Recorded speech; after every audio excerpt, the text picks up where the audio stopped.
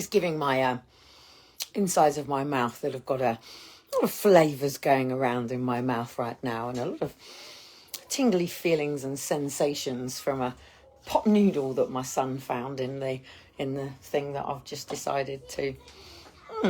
Lots and lots of flavours and things and tantalising feelings going on in one's mouth right now. Could do with making a juice. In fact, I should actually make the boys' juices while I'm doing this. So I'll give them the cold water. Anyway, the sheriffs are now building a common law court here in Portsmouth. So if you don't know what a sheriff is, now I don't know how I sit with a lot of the common law, because unfortunately a lot of the parents that have had children taken that have gone on to be common law sheriffs have never actually used it to get their children back.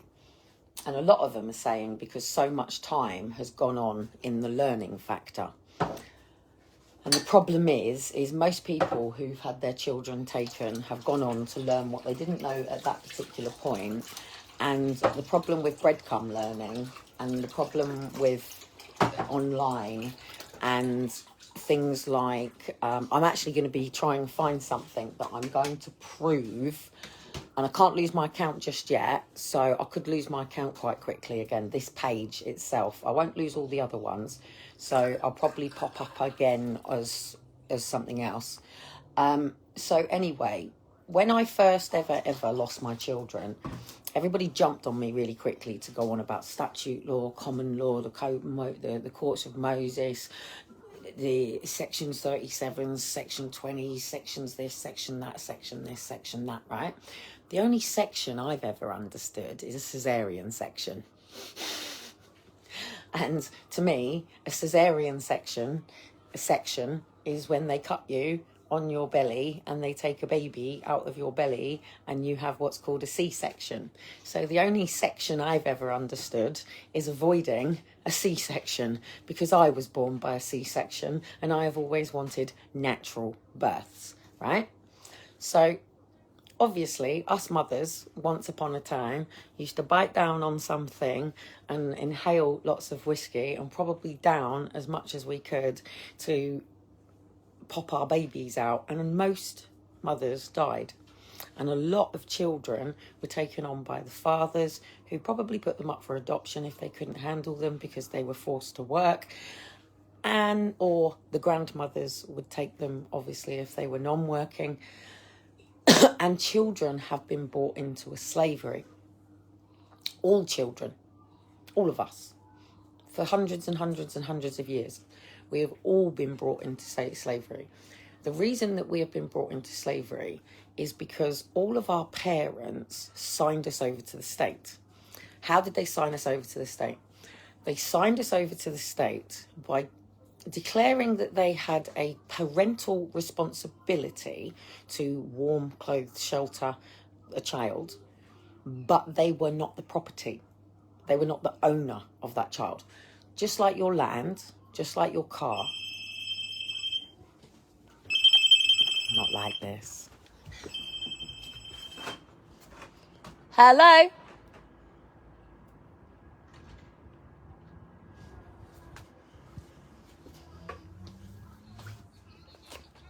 Hello? Who is it? Oh, not a problem, love. There you go. There you go, sweetheart. That's fine. Don't traumatize me like that.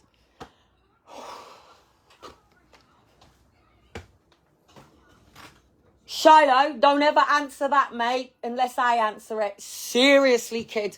Oh, seriously. Sorry, people. I'll help people out, but, like, privacy on. Whoa, seriously. I don't think you understand what that does to me. I don't think you understand what that does to me. I don't have friends around here. I don't have family around here. I don't have my dad that turns up and just puts, I don't know, something out of his work van just to let me know that he's been round and missed me because we didn't have mobile phones.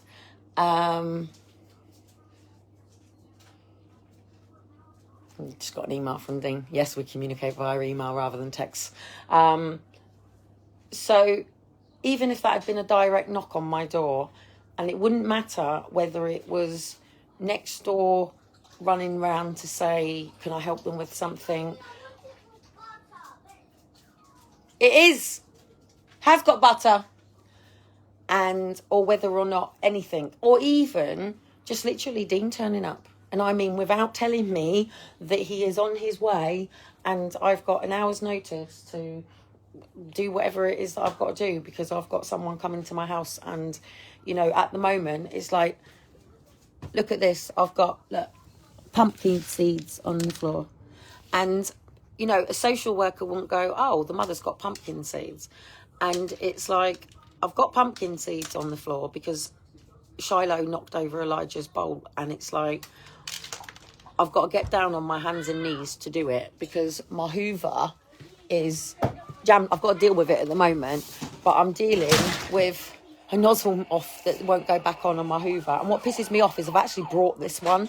It's not one that I need a dog Hoover as well. So, you know, I've got a DJ console at the back door because Elijah sits on the stairs and does his DJing thing. And it's like, oh no, it was just one of the neighbours downstairs that lived downstairs and couldn't get in. Nobody lives downstairs. Hang on. Lives downstairs, lives with John. Nobody lives downstairs.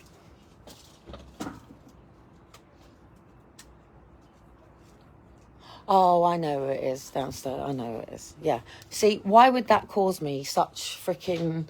And even now, I'll still check just to make sure because I don't like being surrounded by police.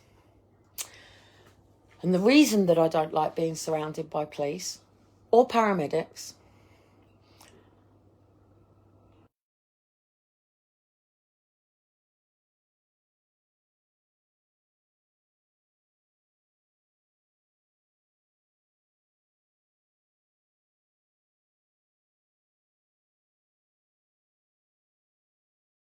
for the accuracy of exactly where I am right now. If you want to know where I am, I'm up here, 1 LP. It's pretty fucking obvious shit where I am. It's fucking obvious where I am. I don't hide it. I can't afford to pay for the private protecting on GoDaddy to protect my address. So at the end of the day, if anyone wants to Google me and find out my address, I can't afford to pay for privacy. And I can't afford to pay for privacy. So even Elon Musk can't afford to pay for privacy. He's got some lad that literally tracks his jet, and he doesn't like it because it means Elon Musk can't just fuck off and go where he wants and keep the privacy between the people that know where he's going. You know, like, you know, Lolita Island, places like that. I don't know whether Elon Musk has ever been there. I'm not claiming that he has. It would be interesting to know whether any of his private jets have ever been to anywhere else that we've, you know of particular places. So anyway, the reason that I'm asking everybody to meet up this way is because I feel like in 2013, after Hayden committed suicide or died, and people around that time felt it was time for me to get my shit together, basically. And I sort of was under a lying as well, because I had my auntie, I had my cousin, we had the 4-bedroomed house, we had the hairdressers, we had everything ready to get the kids back to be able to go, yes, look.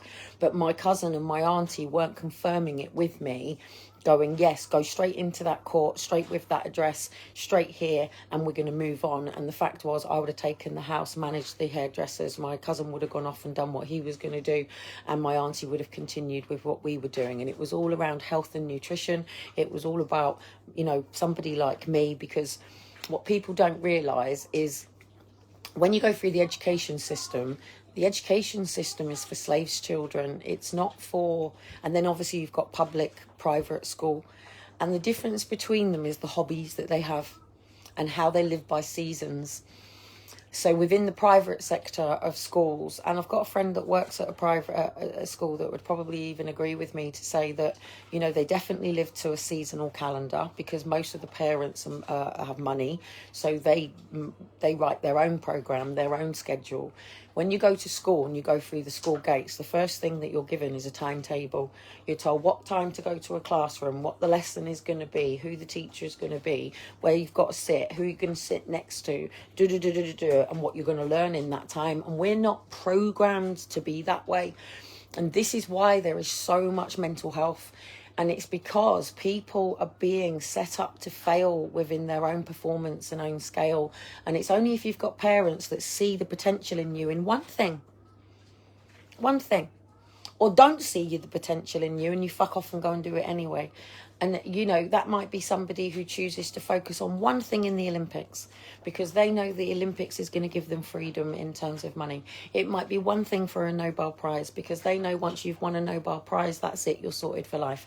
It might be one thing in a fucking pool competition, snooker competition. It might be a fucking skating competition because they just want that one fucking payday, yeah?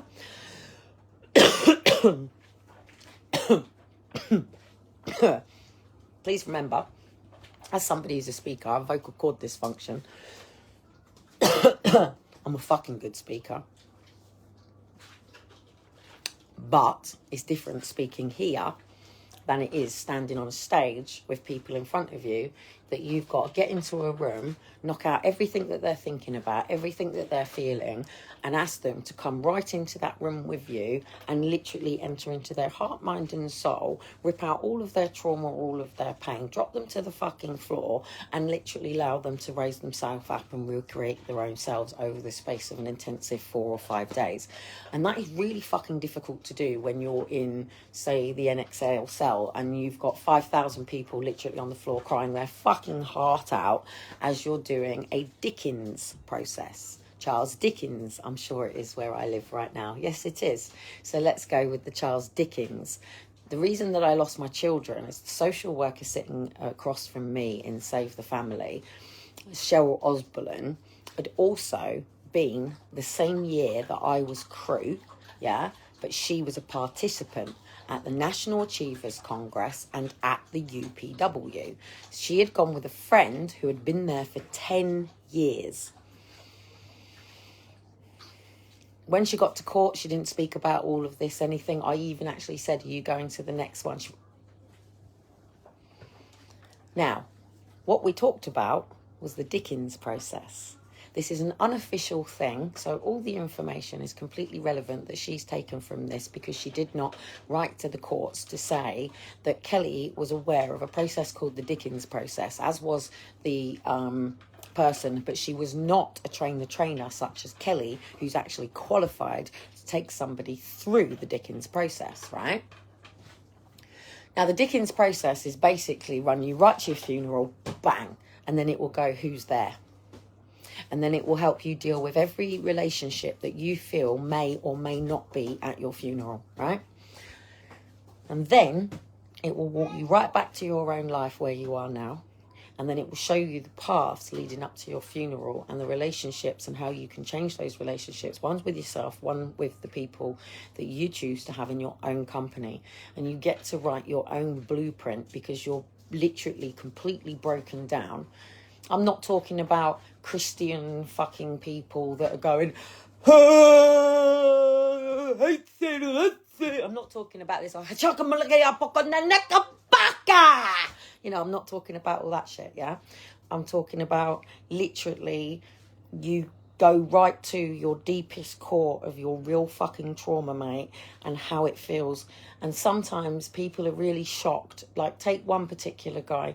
He'd watched his mum being beaten. He'd watched his family go through it. He'd taken the beatings himself. But he worked so fucking hard to be able to buy a balloon, mate. And his mum, I think his mum's money or him to buy this balloon.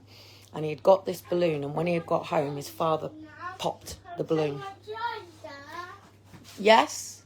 Yeah? Okay. Yeah?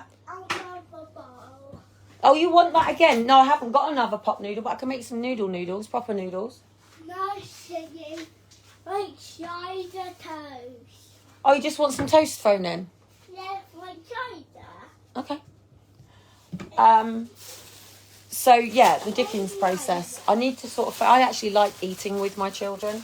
And one of the reasons with homeschooling was a lot of that. But with Dean not being here and not having the normal life that we've got, I'm choosing what company I keep and people that we want to go and sit in, have picnics with, and people that we want to have around the fireside. And the problem is when something's a business, you can't really alienate people. So I can't choose who chooses to buy into whatever inner groups that I choose to do if I choose to go back that way in my life. I don't believe that you should make money out of people's trauma, and this is the challenge. I do a lot of interventions on people on a daily basis, but we're out and about on the streets. But people have to give me permission to do that because it's really hard process. It's like going to the dentist. We got the dentist tomorrow morning.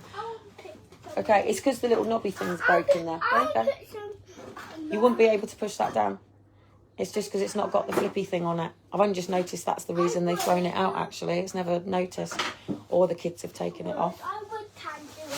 Okay. Right, I'm going to have to go to assist my son for a minute, but I'll watch it and see where my head was when I come back.